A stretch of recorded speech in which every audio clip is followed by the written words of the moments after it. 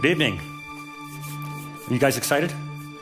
I am very excited because I'm going to be your guide to one of the great mysteries, the Star of Bethlehem. This has been a mystery for 2,000 years since the original events, and people have wondered about it for centuries, whether the star was a real event or whether it was something made up by the early church. And, really, that's the two basic positions people have taken historically. Believers, some people believe the Bible is true, and they say, well, the star's in the Bible, so I'm good with it. They don't worry about it. But there are other people who have a more critical attitude towards the star, and they read the story, and they say, wait a minute, that star is described as doing things that stars can't do. That must have been made up. It's a myth created by the early church to add weight to the name of Jesus of Nazareth. Well, those are the two pole positions. We're not going to take either one of those this evening. What we're going to do is to treat the star more like a puzzle or a mystery to be solved. And we're going to go through the Bible and find all the clues we can there, and we're going to compare those against the facts we know from history and see if there's a matchup. And I think you're going to find this completely fascinating. Before I get off into the whole presentation, I always like to tell people how I came to do it. So most people want to know that anyway. I'm not an astronomer. I'm a lawyer. And so it's kind of strange that I'm doing this thing at all. But I got fascinated with the Star of Bethlehem, and it became almost an obsession, and that's why I'm standing here. So let me tell you how that happened. It began with a young man in our neighborhood who wanted to make some extra money, and he had this great idea of setting up Christmas decorations in people's yards. And he went door to door to everybody in the whole neighborhood. He's going to house, and he gets to my house, and he says, Mr. Larson, you're not going to put up the decorations. You're going to look at my book and pick a figure. So I look at the book, and it's full of things like duckies, and bunnies carrying presents and things like that. And I'm a deeply committed Christian, so I just couldn't go there. So I just looked at the thing, and I blew it. I declined. Everyone else in the neighborhood did it. And the result was that the whole neighborhood lit up with this unified theme come Christmas.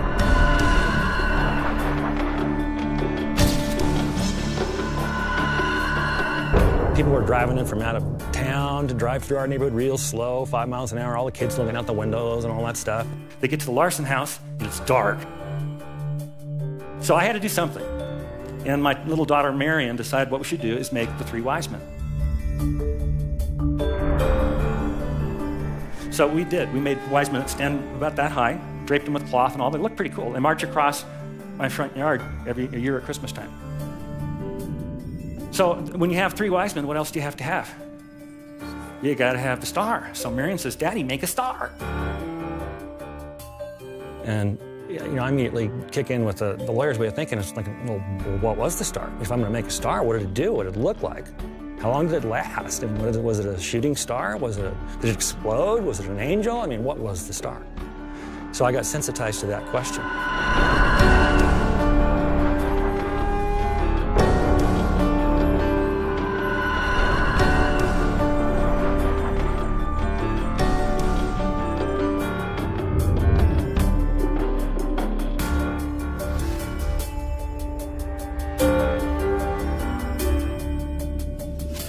Next thing that happened is I came across an article by a PhD astronomer that took the position the star was a real astronomical event.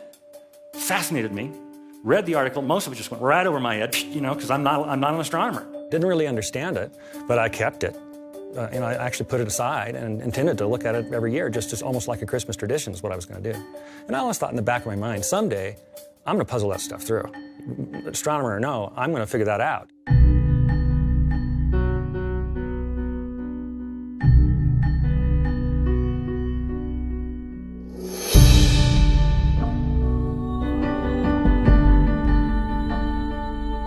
Next thing that happened to get me on the path to what I'm going to show you, my church asked me to teach a course called Essentials, which is the biblical basis for the core beliefs of Christianity. And so I'm writing the curriculum for Essentials, and I decided, well, why not put in just a little section in the Essentials course about external evidences, meaning things outside the Bible that tend to show the Bible is true. And as I was putting that one together, the star came to me. I thought, my goodness, the star. The Star of Bethlehem, if that's an actual historical event, I mean, how about that for an external evidence? So that turned me on totally. And I said, okay, now's the time. Enough thinking about maybe someday, let's start. And so I bought some astronomy software. And for months, and it actually turned into years, I would go out on the deck after dark, after my girls had gone to bed, and I would go through that article, tap on my computer, look into the software, look at the sky, found everything in the article, eventually found a whole lot more, and a lot of stuff that I have to say was pretty darn close to shocking to me.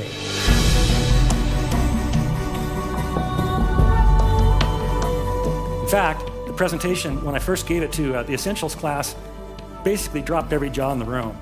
So I thought, well, maybe I'm going to have to show it to more people. So I decided to show it to my entire church. Same reaction. And then other churches started asking me. Pretty soon I'm getting requests from all across the country and even overseas. And I'm winding up going to Slovakia and Italy and all these places presenting the star because the interest is so high. It seems strange to me that he would ask somebody who's not formally trained in astronomy to do such a thing. But I guess maybe that's just the way he works. When people seem weak, then he gets the credit. It's basically taken over my life. Not really complaining, but it's a very big surprise to me what's happened with it. You might wonder, if the star is a real astronomical event, why are we just hearing about it right now? I mean, why isn't it all disclosed in history books? Why haven't you already heard about it? Didn't you wonder about it? I wondered that. When I began finding all this stuff, I wondered, why are we finding this stuff out now? So let me explain that a little bit. There's several reasons that I want you to know. First, we couldn't really know what the ancient skies looked like before we discovered the math behind the movements of the solar system. That happened in the 1600s. Anybody know who discovered how the solar system works? You hear Copernicus. Copernicus figured out that the sun was the center instead of the earth. The guy who figured out the actual math that drives the planets, that was Kepler, Johannes Kepler. And Kepler puzzled out the 3 laws of planetary motion in the early 1600s. Now, those laws hold today. They're math, and they're the same laws that NASA uses and the ESA uses to predict where planets will be. When they launch a rocket and it has to travel for 13 years to get someplace, they know where the celestial bodies will be because it's all like a great clock. It's extremely regular. It's mathematically precise. Kepler discovered that in the 1600s. Before that, we couldn't calculate what the skies looked like in past times. But with Kepler's discovery, we can.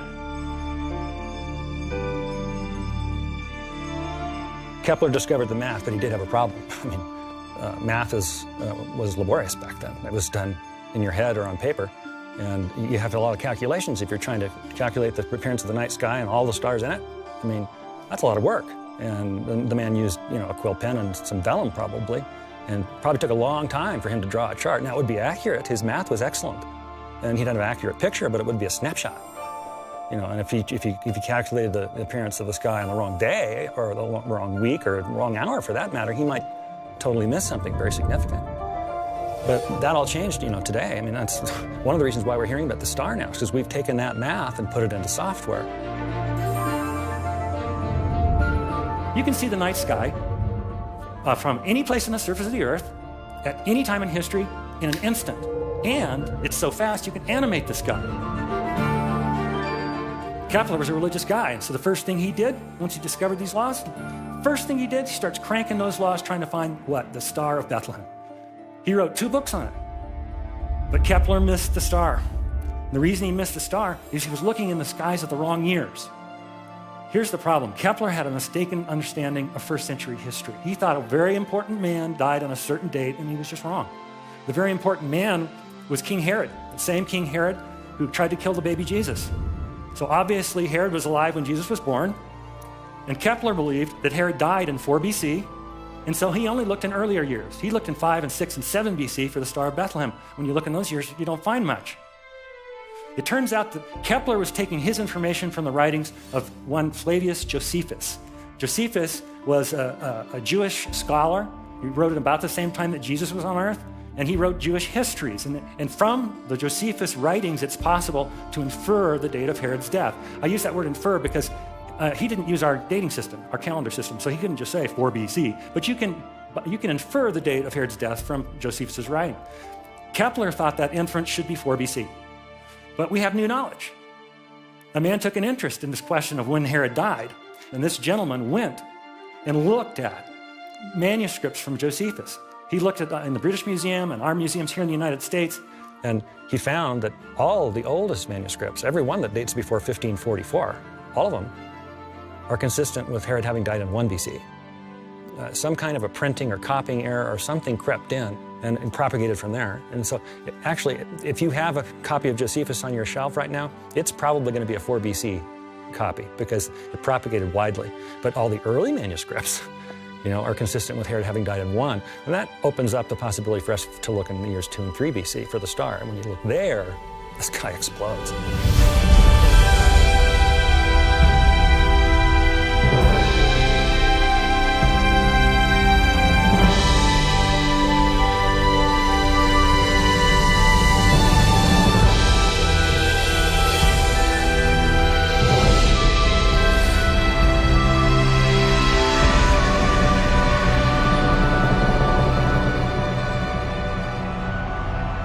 Now, a funny thing happened when I began to find all this stuff in that article and in a lot of other stuff too. I was finding signs in the sky. Funny thing happened. I got cold feet. And I decided, I got to quit this. Let me tell you why. My parents are relatively conservative Christian people. And they taught me when I was just a kid not to fool around with astrology. They said, look, astrology is either just entertainment, just false, or it's a cult. Neither one's good. And so they advised me just to stay away from astrology. Okay, so I'm outside on the deck, tapping away on my computer, finding all these signs, right? I'm thinking, wait a minute, am I becoming an astrologer? That's when I shut down all the astronomical research for a time. I literally didn't do any more at all. I instead went and did an extensive Bible study on the stars in the Bible because I wanted to know, is what I'm doing okay? I mean, is it okay to look for signs in the sky, or is this weird? Let's go to the stars in the Bible. And we're going to learn that God takes credit for the constellations, takes credit for the stars. What's the oldest book in the Bible? Anybody know? Probably Job. There's not complete agreement on that. There's some disagreement, but Job is likely the oldest book in the Bible, and most people think that Job was written before Abraham was called out of Ur of the Chaldees, before the founding of the Jewish nation. So it's an ancient book. And isn't it interesting that in the very oldest book of the Bible, we're already talking about stars, and God's taking credit for them. Let's have a look. In Job 9, Job is talking. He says, God is the maker of the Bear and Orion, the Pleiades, and the constellations of the south. Later in the book, God is putting Job in his place, and God says, hey, Job, can you bind the beautiful Pleiades? Can you loose the cords of Orion? Can you bring forth the constellations in their seasons? Answer, no. He's saying, Job, I made the stars. I made the constellations. I'm running the show. I'm controlling it all. So here's God taking credit for the constellations and stars. Let's have a look and see what Isaiah says. Isaiah writes, lift your eyes and look to the heavens. Who created all these? He who brings out the starry host one by one and calls them each by name. Incredible. He brings them all out. He has a name for all the stars. Anybody in here ever seen a Hubble Space Telescope photograph? Raise your hands. I'm curious. Almost everybody has, but not everybody has. I'm going to show you one to make the point. Let me give you something to look at while I'm talking to you. That's the Tadpole Galaxy, and I'll talk about it in just a second. Hubble, if you don't know, I call it a space telescope because it rides outside of Earth's atmosphere, so it doesn't have to look through our smog and haze and pollution and clouds, for that matter. It's out in the vacuum, and so it sees very clearly into very deep space. And since Hubble has existed, we've been able to learn so much about deep space that we didn't have any clue before. For example, we have learned that there are at least 100 billion galaxies the size of our own Milky Way. And each of those galaxies has at least 100 billion stars in it. Feel small yet? This is the Tadpole Galaxy. And I'm showing it to you because it's pretty, but also because I want you to see all these little dots. If the room was darker, you'd see yet more. But all these little dots here, that you might mistake those for stars. Those are not stars, those are galaxies. Each one of those has at least 100 billion stars in it, just like our Milky Way. Now, does that make the universe huge from God's perspective? I don't think it necessarily does. See, because numbers can be very confusing. They can be misleading. My biologist friend of mine told me that I have 100 trillion cells in my body, not billion, trillion cells in my body. Does that make me huge? No, I don't know. It depends on your frame of reference, doesn't it? So we don't know if God thinks the universe is big. God may say, the universe, where'd I put the universe? He calls them each by name.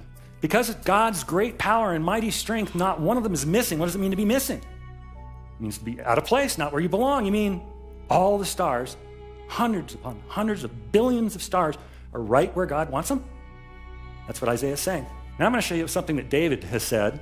The thing that makes me just love him is his nickname in Scripture. You know what he's called? He's called the man after God's own heart. I hear that and I'm thinking, oh man, I want that. You know, wouldn't you like to be a person after God's own heart? I mean, love the man, love him. Now, you probably have read this next psalm I'm going to put up here, but you read it wrong. I want you to read it my way. I want you to read it for the verbs. David writes, the heavens declare the glory of God. The skies proclaim the work of his hands. Day after day, they pour forth speech. Night after night, they display knowledge. There is no speech or language where their voice is not heard. Their voice goes out into all the earth. Their words to the ends of the world. Now, isn't it interesting that David chooses verb after Hebrew verb, all different, to say that the stars communicate? Fascinating. Now, in Romans, Paul is asking a rhetorical question. The rhetorical question is, did the Jews know the Messiah had come? Paul's kind of shocking answer was, yeah, of course they knew. But what I like is the structure of his argument. Look at his argument. Paul says, faith comes from hearing the message, and the message is heard through the word of Christ. But I asked, did they, my people, the Jews, not hear? Of course they did. And then he quotes David. He says, their voice has gone out into all the earth, their words to the ends of the world. Let me just paraphrase that now. What Paul is saying, yeah, the Jews, my people, knew the Messiah had come because the stars told them. Now, do you make that argument unless something interesting has happened in the sky? You don't make that argument. So obviously something did happen in the sky. What was that? That's what we want to know. That's what we're trying to find out. This last authority is Jesus. He says there will be signs in the sun, moon, and stars. So is it okay to look for them? Well, I guess so. I guess so. But Mr. Larson, aren't you trying to play it both ways here? I mean, you say astrology's bad, but it's okay to look for signs in the sky? How does this work? You know, and you can't have it both ways, Mr. Larson. Oh, yes, I can. I'm a lawyer. I can make a distinction, right? Okay, and my distinction, I'm going to call a thermometer distinction. It's a metaphor, of course, and thermometers, everybody knows how they work. They can tell you if it's hot or cold, but they can't make you hot or cold because they're not active agents. They're indicators. That's how the Bible treats the stars. It was very reassuring. I quickly found out in that study that it's absolutely fine to look for signs in the sky. What's not fine is to think that the stars are running your life. That's astrology, and the Bible disagrees with that. In fact, there's such a distinction between astrology and what we're doing here that astrology was a killing offense in the Old Testament times. It was a capital offense. Okay, so we now know it's okay to look at the stars if we do it in the right way. Understanding they can be signs from on high, but they don't actually run your life.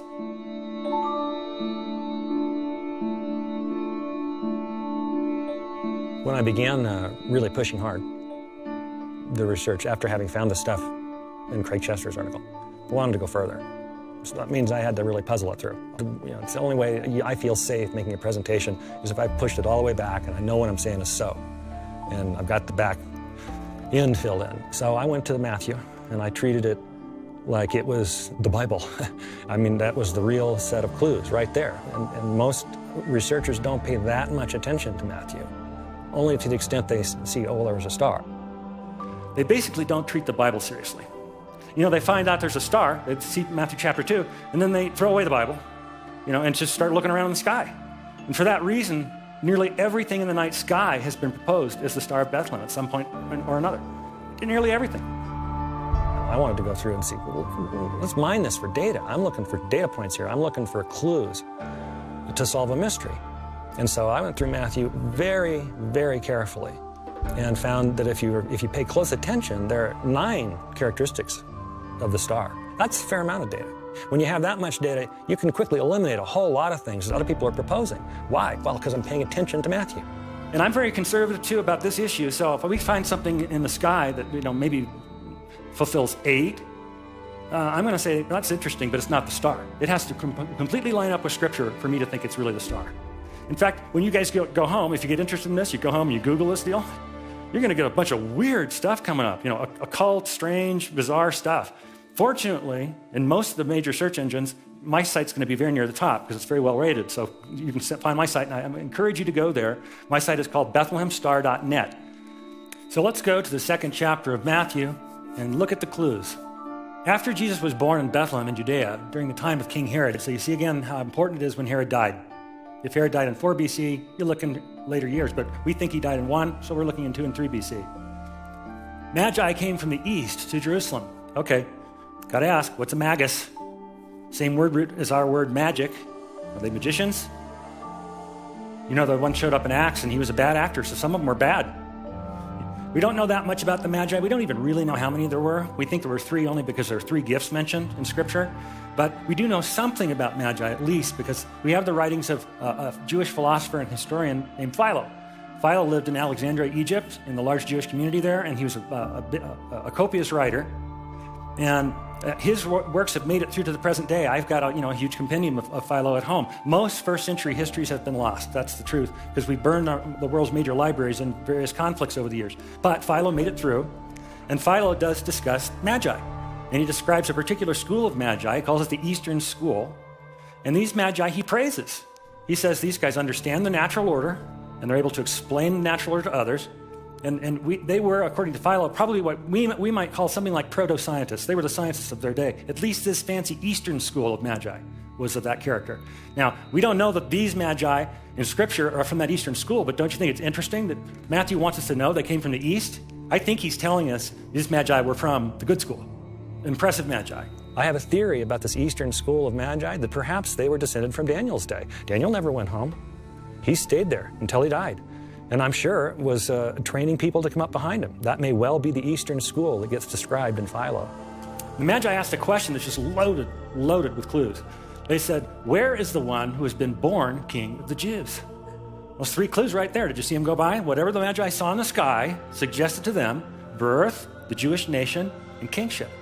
Next, they say, we saw his star in the east. I'm going to stop there because I have to correct the translation a little bit. When it says we saw his star in the east, okay, sure, they were in the east, and so yes, they saw his star when they were in the east, but that's not the sense of the Greek. The Greek says they saw the star on Anatole, which means rising in the east, and that's a clue, because most stars rise in the east because of the rotation of the earth, of course, but not all stars do that, like pole stars don't. So that's another clue. And then they say, and we've come to worship him. If the Magi were, in fact, of Jewish descent, that would explain why they'd be looking for Jewish signs in the sky and why they would be excited enough at what they saw to get on their camels and ride 700 miles to Jerusalem. And it would also explain why when they got to Jerusalem, in addition to asking questions, they wanted to worship the Jewish king. Who wants to worship a Jewish king? Perhaps someone of Jewish descent. Watch Herod's reaction. When Herod heard this, he was disturbed, and all Jerusalem with him. Everybody who heard the story that the Magi presented was disturbed. That is a clue also. It's kind of a hidden clue. It comes back again in a few minutes, but let me just talk about that for a moment and tell you why it's a clue. I'll back into it by getting you to participate. How many people in here have seen the Milky Way? Almost everybody here. Here's the deal. The Milky Way is not visible in most parts of the country for several reasons, light pollution and air pollution being the 2 major ones. But in ancient times, they had neither problem. For example, they didn't have bright lights like this. The brightest thing anyone ever saw at night was a flame. So their eyes were adjusted. Plus, they didn't have air pollution, which cuts down visibility. They didn't have smog and stuff like that back then. As a result, they all had seen the Milky Way. Everybody had seen the Milky Way, and were familiar with the stars and the constellations and all because the star, they were perfectly available to the naked eye, unlike most of our cities. Another reason they knew about the stars is it's a hot, arid place to live in the Middle East. And in the summertime, people used to sleep on their roofs. That way they got off the street level for a little bit of security and got out of the hot house and just could lay there in the relative cool. And as you lay there on your back, what are you seeing? I mean, the internet, like you people? No, they're looking at the stars all night, every night. As long as they're up, they're seeing stars. And so people understood the sky. Now here's why that's a clue. When they heard about the star from the Magi, they were shocked. That's a kind of clue, and I'm going to come back to it in a minute. It appears twice.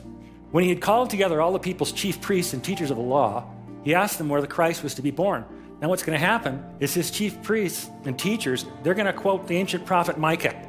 And it's a fateful prophecy, too, that Micah makes. In fact, if Micah hadn't made this prophecy, Herod wouldn't have killed all the little babies in Bethlehem. The king's experts say, in Bethlehem in Judea, they replied, for this is what the prophet Micah has written. But you, Bethlehem, in the land of Judah, are by no means least among the rulers of Judah. For out of you will come a ruler who will be the shepherd of my people Israel. That's how Herod decided to kill the babies. Then Herod called the Magi secretly and found out from them the exact time the star had appeared. That's the second time one clue is coming by. He doesn't know when the star appeared. He had to ask. That's an important clue. And then the next clue is that it's associated with an exact timing. Okay, we're building up our 9 points. He sent them to Bethlehem and said, go and make a careful search for the child. As soon as you find him, report to me so that I too may go and worship him. After they had heard the king, they went on their way, and the star they had seen in the east went ahead of them until it stopped over the place where the child was. 2 more clues. It went ahead of them as they went from Jerusalem to Bethlehem. Let's do that one first. You may not know the geography of Israel. You don't need a map. You don't need a star. You don't need a guide to find Bethlehem from Jerusalem. It's 5 miles south on the main road. You can see Bethlehem from Jerusalem. So it's just 5 miles south, so we know the star, whatever it was, had to be ahead of them as they were headed due south. Okay? Oh, you know what else? There's another clue I have to pull out of this for you.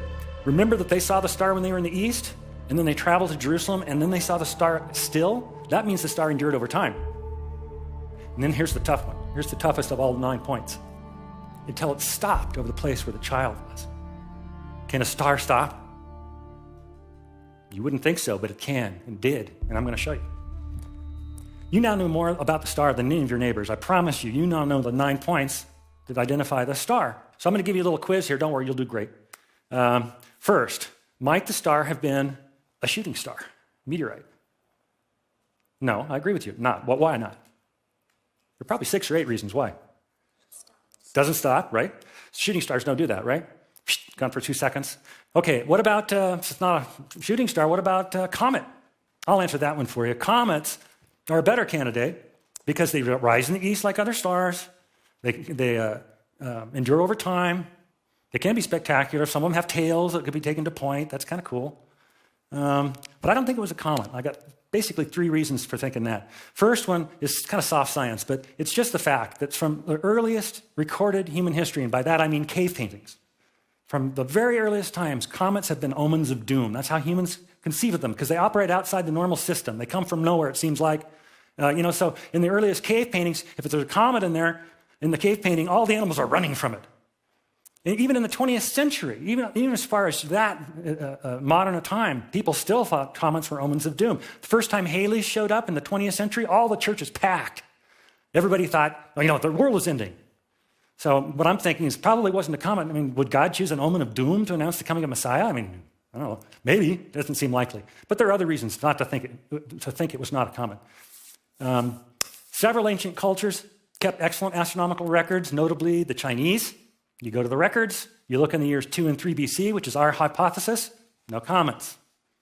But the one that persuades me the best, the one that I think is the strongest evidence that it wasn't a comet, is that's kind of a funny clue, where Herod was surprised about it. Herod didn't know when the star appeared. He had to ask. And that's really fascinating to me because that just suggests that it may have been an ordinary thing in the sky that was striking when explained. When the Magi put it in context and said what was happening and had been happening for the last 9 months, I think that's what blew him away. Look, if a comet appears in that ancient culture where everybody sees the sky most and every night, are people going to know about it? Yeah, and it's an omen of doom. It's going to be the talk of the town. I mean, everybody's going to be buzzing about it. So probably not a comet. Well, how about a nova, an exploding star? Now, they appear at a point in time. That's good. Last over time. They rotate. I should say they rise in the east. Probably not a nova, though, for the same reasons. You look at the Chinese records, there aren't any novae recorded. And also, Herod would not have had to ask. If the thing appears, everyone's going to know. So have we wiped out everything? No, we haven't. There's another class of things. We have one class of stars that we call wandering stars. Today, moderns call them planets, but that word comes from the Greek verb to wander. They're called wandering because they move around in the field of fixed stars. When you go outside and look up tonight, you're going to see just this huge canopy of stars. We often visualize it as a sphere over the Earth. And those stars, most of them in that sphere, they move very, very slowly. Of course, it's really us that's moving, but the Earth rotates, and it makes the stars appear to rise in the east and set in the west, right? Most stars then are in the fixed class, but then there are the wandering stars, the planets. And the planets move around through the field of fixed stars. They do interesting things. So might one of these wandering stars have something to do with Messiah's star? Well, that's going to be our working hypothesis.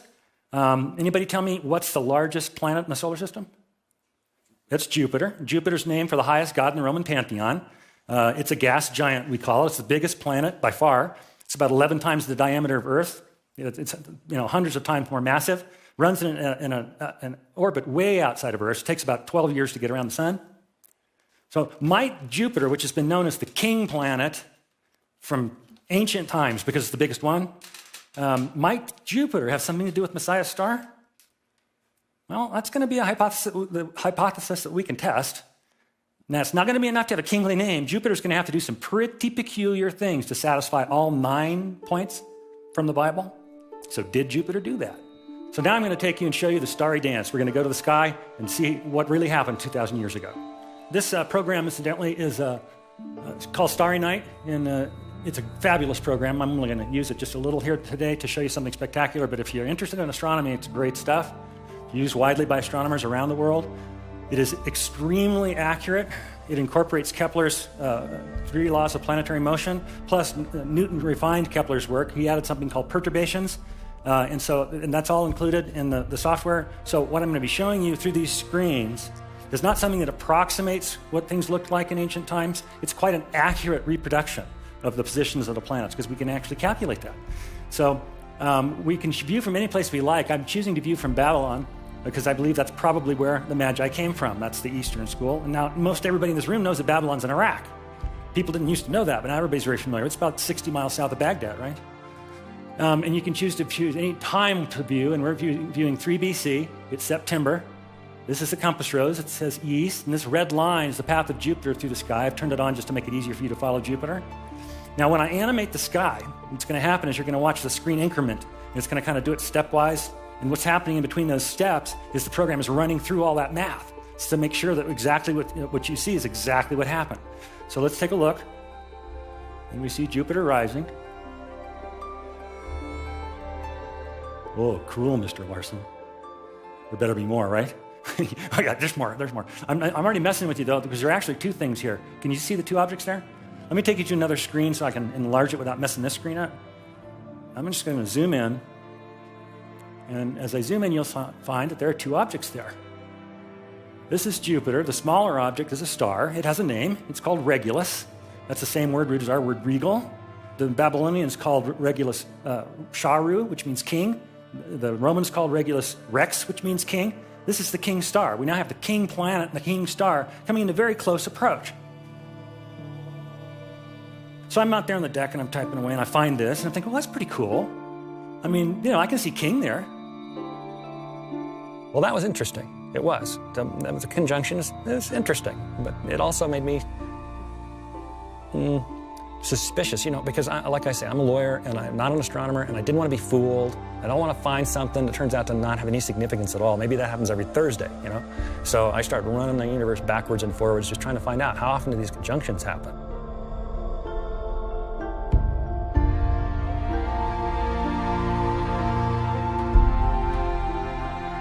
Here's the situation. Let's just make some assumptions to put this in context for you. I don't know how old any of the Magi were, but let's just make some assumptions. Let's say you have to be an apprentice to become a magus. Let's say that you make the grade by age 20 or something. Then you got maybe 50 years until your eyes go bad and you can't observe anymore. So let's say they had 50-year careers. And let's put them in mid-career, just making some assumptions here. If that was the case, and if they were watching, weather permitting, if they were watching, they might have seen something like this 2 or 3 times before. So somewhat rare, somewhat interesting. Yeah, make a note of it. That's what they were into. But probably wouldn't send them to Jerusalem. Probably not, but of course there's more. Now, I'd already told you that wandering stars move about in the field of fixed stars, right? But they don't do it correctly. Just so you know, the planets misbehave. Let me show you what they do.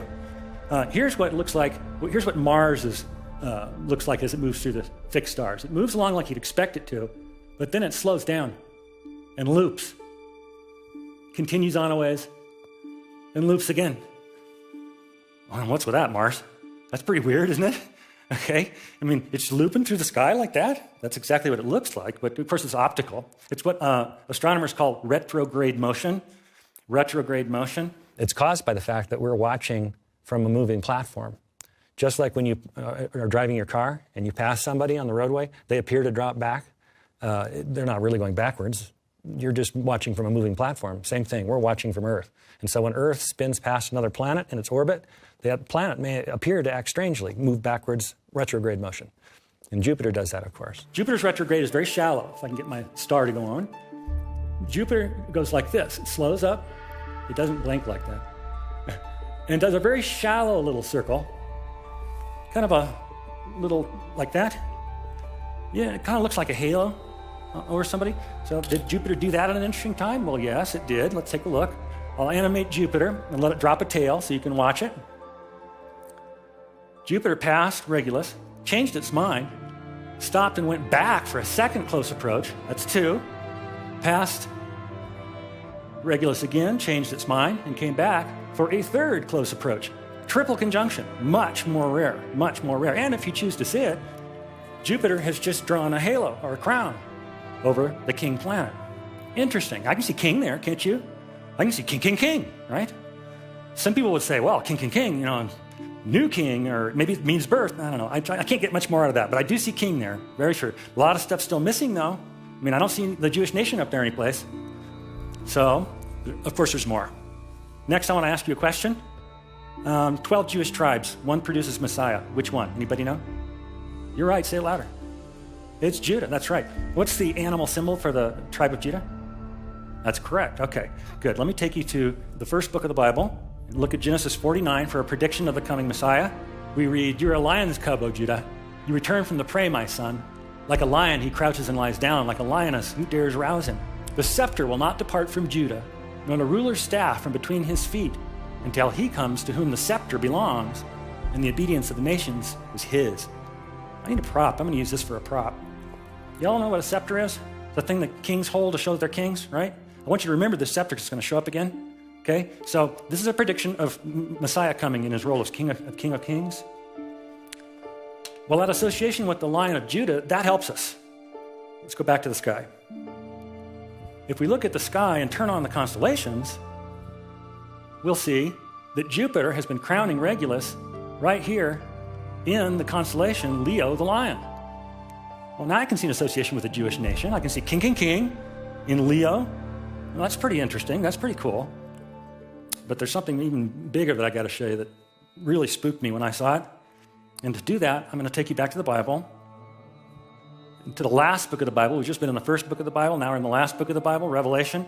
And I want to talk a little bit about Revelation first and about its author, because I want to make sure you're all on the same page. It was written by a man named John. He wrote 5 books of the New Testament, including the Gospel. He wrote Revelation when he was an old man. And under dire circumstances. The guy was on the island Patmos, basically locked up for his Christian beliefs. And he was there, most commentators think, for 6 to 9 months, and basically solitary on a rocky island. And he was old at that point, maybe probably in his 80s, maybe almost, could even be 90s. And that's when he wrote the book of Revelation. Now all of you who've read it, you know it speaks in a swirling prophetic imagery, and it's a lot of it seems metaphorical. Sometimes it's not chronological. It's a difficult book. It's a difficult book to interpret. But I can't explain most of it. I can, though, explain a little. I'm going to go to Revelation 12 and show you a corner that I think I understand. Let's take a look and see what John describes. He says, "A great and wondrous sign appeared in heaven." What is the sign? Well, I want you to watch this. It's a woman clothed with the sun, with the moon at her feet, a crown of 12 stars on her head. She was pregnant and cried out in pain as she was about to give birth. Then another sign appeared in heaven, an enormous red dragon with 7 heads and 10 horns and 7 crowns on his heads. If you understand this, please email me, okay? His tail swept a third of the stars out of the sky and flung them to the earth. The dragon stood in front of the woman who was about to give birth so that he might devour her child the moment it was born. She gave birth to a son, a male child, who will rule all the nations with an iron scepter. Hey, here's that scepter again. Who's the child? That's Jesus in his role as King of Kings. We saw the prediction in Genesis, and here in Revelation, he appears again, and he's got that scepter because he's now the King of Kings. So, if the child is Jesus, who's the woman? Yeah, that's pretty easy. Okay. And in metaphorical terms, who's the dragon that waited at the foot of the woman to devour the child? That's Herod. The dragon is Herod. John elsewhere tells us in Revelation that the dragon is Satan, but we know in human terms it was Herod. So we now understand what he's describing is the birth of Jesus, but he sees it in the heavens. I'm going to show you something now that definitely got all the little hairs up on the back of my neck and on the back of my arm. And because what follows Jupiter into the sky as we animate the sky is Virgo, the Virgin.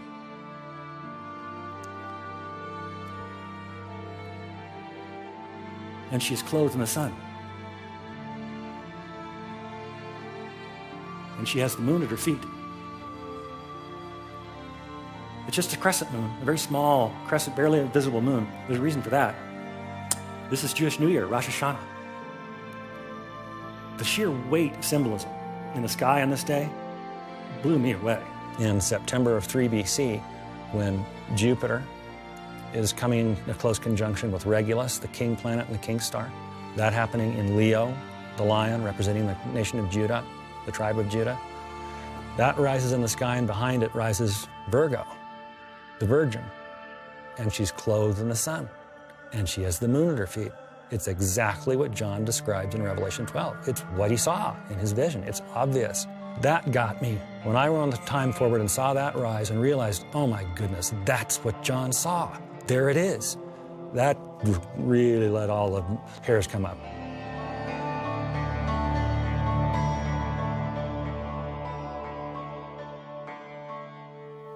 So I'm looking at all this stuff happening, and everything's just, really moving me. And I'm thinking, man, this may be the birth of Jesus.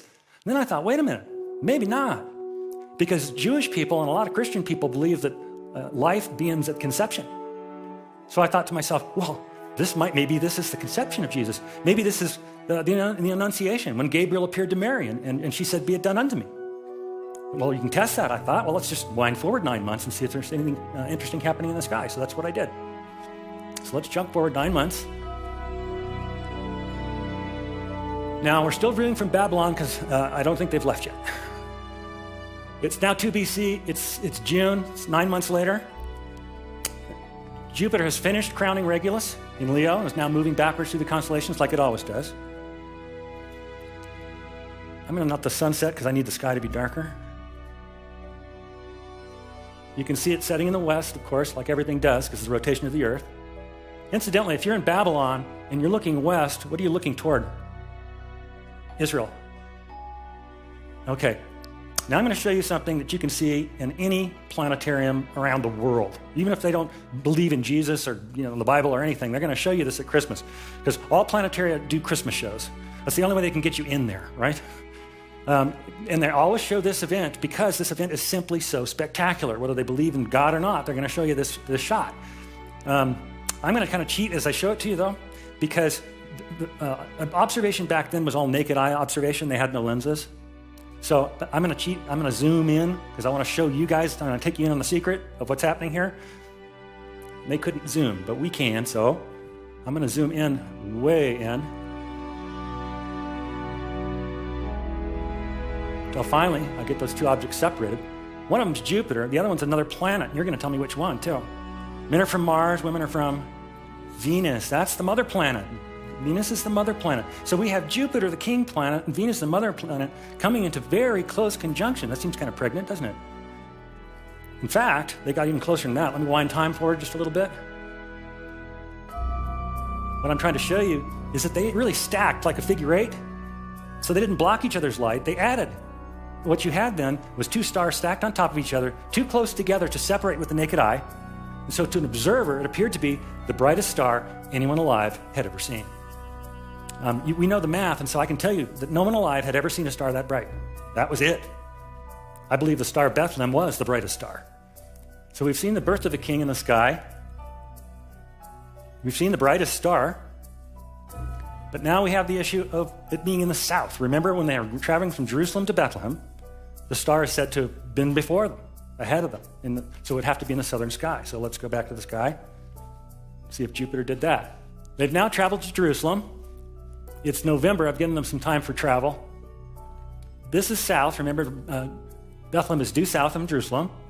And in 7 in the morning, sure enough, there in the sky, in the southern sky, is Jupiter over the little town of Bethlehem.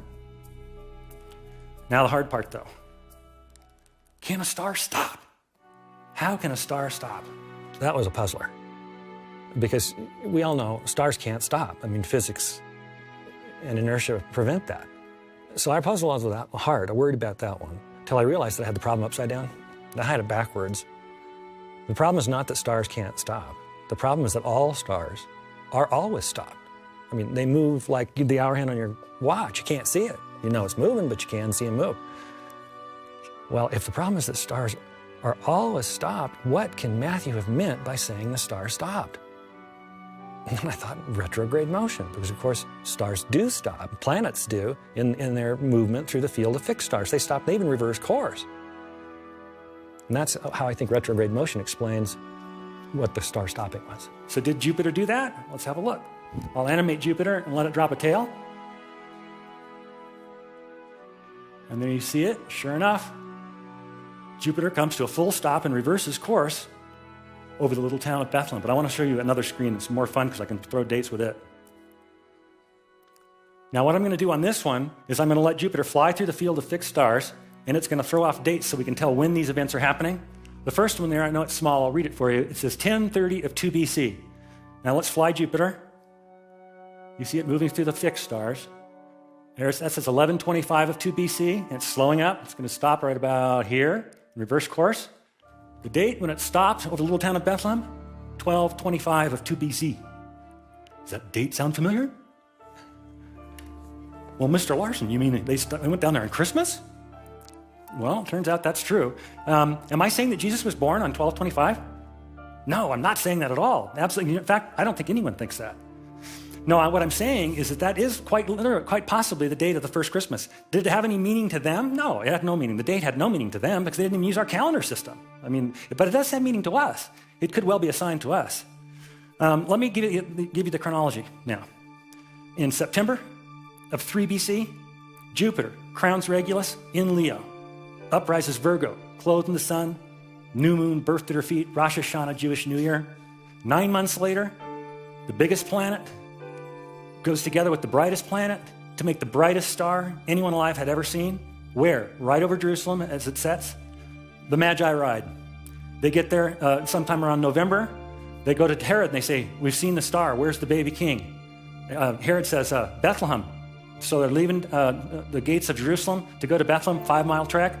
And they look up and there's the star. There's Jupiter right over this little town of Bethlehem. One of the guys, who's the guy who does the math for the group, he's going, wait. It's in full retrograde. It stopped right over the little town of Bethlehem. They ride down to Bethlehem on 1225, 2 BC. We know that's the date because that's when the star stopped. They're carrying gifts, remember? Frankincense, gold, and myrrh. They find the baby boy. Is he living in a manger? No. He's moved. He's in a house now. He's described in Greek as a paidion. He's a toddler. They find the baby boy and they present these fabulous gifts to him on what turns out to be the first Christmas, 1225 of 2 BC. And now I've shared with you the Star of Bethlehem, but now I'm going to reveal something to you. It turns out in my studies, I find that the Star of Bethlehem is the beginning of what I think of as a celestial poem that ends at Christ's death. And to show you the full poem, I've got to take you to the day of the cross. I'm going to talk to you about Pentecost, but first I kind of have to give you some background so you'll understand. Jesus was killed at Passover. The next Jewish holiday is a feast. It's called the Feast of Pentecost. It's called Pentecost because it comes 50 days after Passover, so it's Pentecost. Now, Pentecost is a festival, and Jews who could afford to travel came from all the surrounding nations, came back to Jerusalem for this festival, so a lot of out-of-towners in town. Let's do the chronology of Christ's death. Remember, he dies on Passover, he's buried, He rises again. Bible says that he then appears to people on earth, stays around for 40 days. So he almost makes it to Pentecost, doesn't he? Then he leaves and he gives instructions and he says, stay here until you receive power from on high. So they do. The disciples stay in one place and they're all gathered together, and Pentecost comes and the weirdest things start happening. Something like a sound of rushing wind happens in the room where they are. Something like fire dances over their heads. And suddenly the disciples begin to speak in foreign languages, other tongues. People who are in town for the Pentecost feast hear the commotion. The crowd starts to gather. And these out-of-towners are hearing their own languages being spoken by a bunch of Galilean fishermen. It gets crazy. The crowd gets big enough that there are hecklers in the back. And one of the hecklers shouts out, says, "Oh, they're just drunk." Peter stands up. He says, "They're not drunk. It's only 9 a.m. Now, I lecture to a lot of college students, and I'm wondering, this is persuasive? So the next thing he does, don't try on your own. What he does next is crazy. He's got a huge crowd, and it's kind of an unruly crowd. He's got hecklers and stuff. And so Peter stands up, and he starts quoting an ancient prophet. This is what he says. He quotes Joel. And he says, "I will show wonders in the heaven above and signs on the earth below. Blood," well, there's been a crucifixion. "Fire," something like fire danced over the disciples' heads. "And billows of smoke, and the sun will be turned to darkness." I think Joel saw a vision of something like smoke that blotted out the sun. "The sun will be turned to darkness, and the moon to blood." The moon turned to blood before the coming of the great and glorious day of the Lord. "And everyone who calls on the name of the Lord will be saved." And then he shouts at him. He says, "Men of Israel, listen to this. Jesus of Nazareth was a man accredited by God to you by miracles, wonders, and signs, which God did among you through him, as you yourselves know." Now, let me tell you why I put italics there. That's a very interesting argument. Let me paraphrase what just happened. Got a rowdy crowd out here. Peter stands up, and he says basically this: Joel predicted a bunch of stuff, and you've seen it. Now, you don't make that argument, especially to a rowdy crowd, unless they've seen the stuff. And one of the things they are said to have seen was a blood moon. Y'all know what a blood moon is? I thought that was weird. I thought that was just weird prophet talk.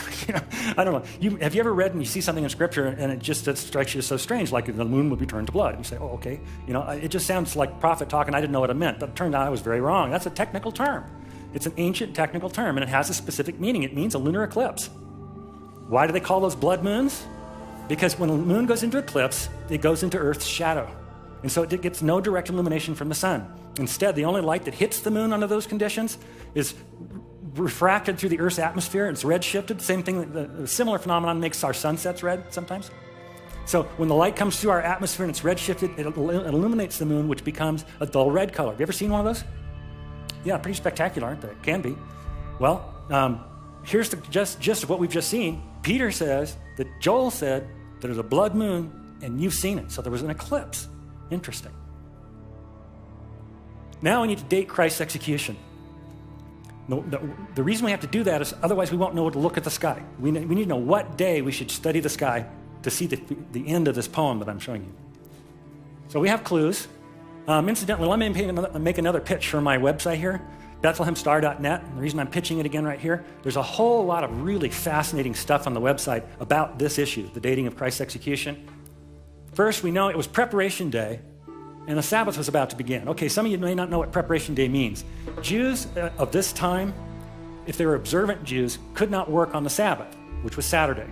They couldn't cook, they couldn't wash clothes. So if they wanted to eat, they had to prepare it on Friday, and so Friday came to be called Preparation Day.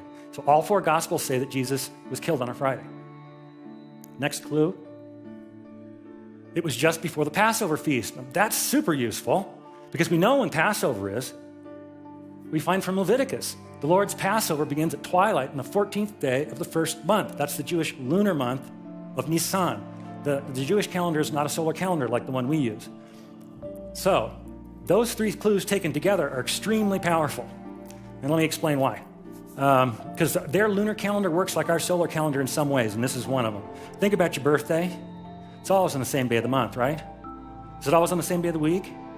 No, because in a solar calendar and in the lunar calendar, days of the month can float through the days of the week. Our calendars are alike in that. But that's a clue. It's a huge clue, because now you can see Jesus must have been killed in a year when Nisan 14 happened to fall on a Friday. Can you see that? Okay, that really narrows things down. Let's get some more clues up there. Jesus himself was about 30 years old when he began his ministry. John recounts 3 Passovers during Christ's ministry. And we know he was taken before Pilate. And we know when Pilate sat because Tacitus, the Roman historian, records it, 26 to 36 AD. So all these things taken together, plus more stuff on the website, come to one conclusion. Only April 3 of 33 AD seems to fit all the lines of evidence. This is the day of the cross.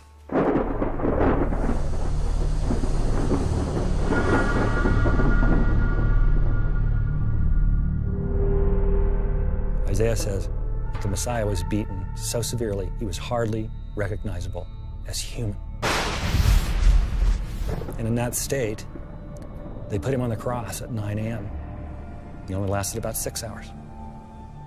But while he was on the cross, all hell broke loose.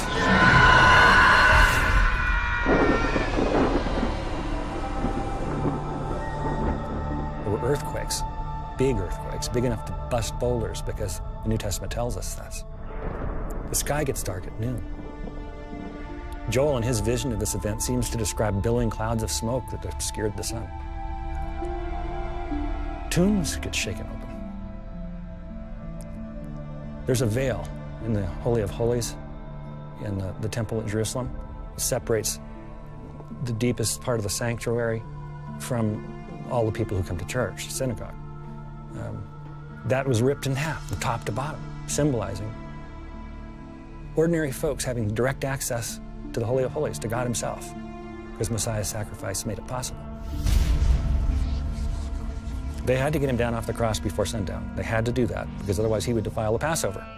So they got him down.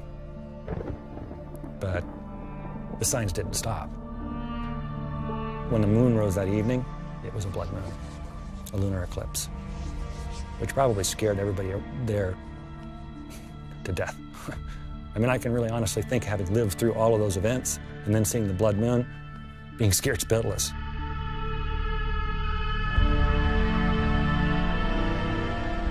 When the moon rises, it's already in eclipse. It's a blood moon. Now, I don't know what the Roman soldiers said when they saw that, but don't you know they were freaked out? I mean, seriously. After all these events during the day, and then the moon comes up and it's a blood moon, they're probably thinking, oh man, wrong side of this one.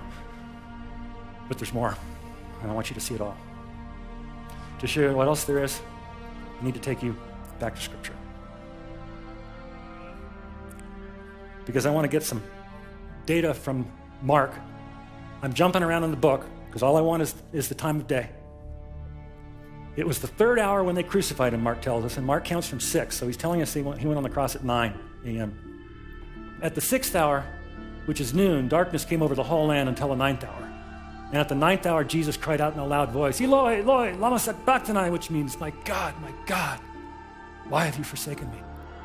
And with a loud cry, Jesus breathed his last. Now, nobody wore wristwatches, but Jesus died at about 3. Let's go back to the sky. Now, can you see, if the moon rises in eclipse, that eclipse has to have begun beneath the horizon? If it's already an eclipse, okay. Well, of course, they couldn't look beneath the horizon, but we can. We have software. So I'm now taking you beneath the horizon. It's 2 p.m. Jesus is on the cross, and he's still alive. When I animate the sky, I don't think you're going to be surprised at what you see. As Jesus expires on the cross, the moon goes into eclipse. But there's more.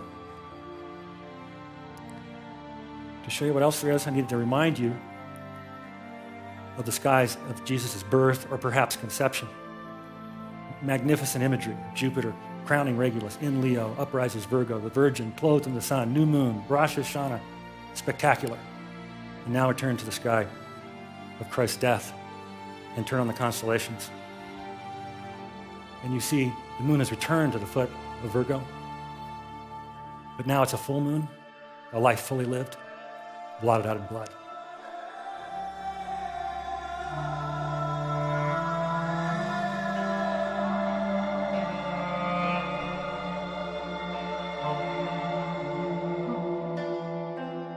I remember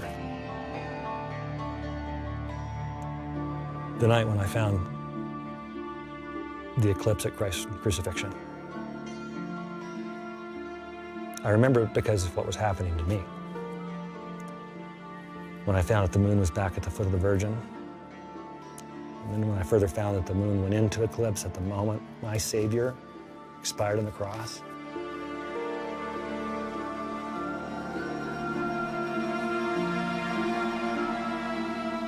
And I remember exactly what I said. I don't think I could ever forget it. I looked up at the sky and I said, my God, what did you do? Because this is poetry of terrible beauty. It showed me a side of God that I'd not seen. It showed me a God that would write poetry to record both the coming and the passing of my Messiah. And then he let me find it.